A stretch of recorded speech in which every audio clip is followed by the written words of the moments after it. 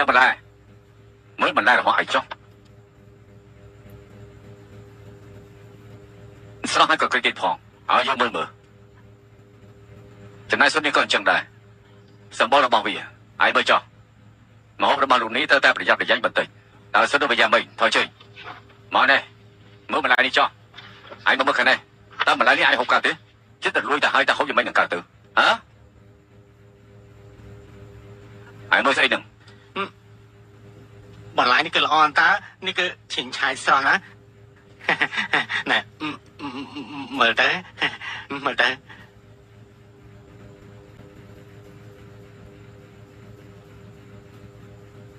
តើឯងនឹងឆ្លើយធ្វើអីទៀតឆាប់យកទៅបាទ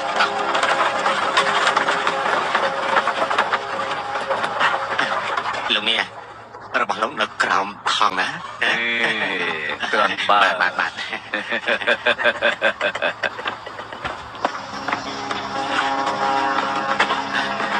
លោកនេះឱកាសមកទៅជប់គ្នាលើក្រោយទៀតល្អ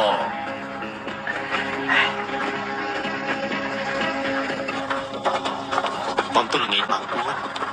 បំទុលងាយម៉ោង4បំទុលជាចាស់ខាងតា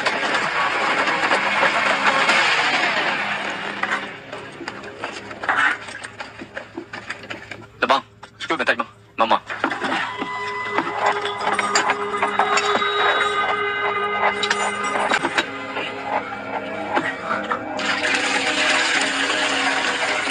្បាស់ទេថាពួកគាត់ត្រូវ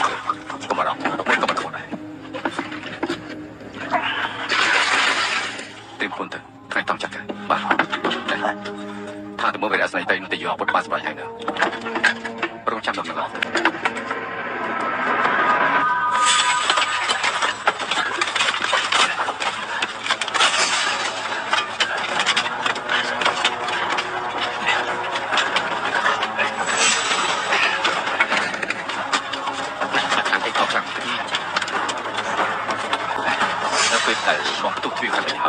នៅគ្រារត់ទៅជួយខាងលិច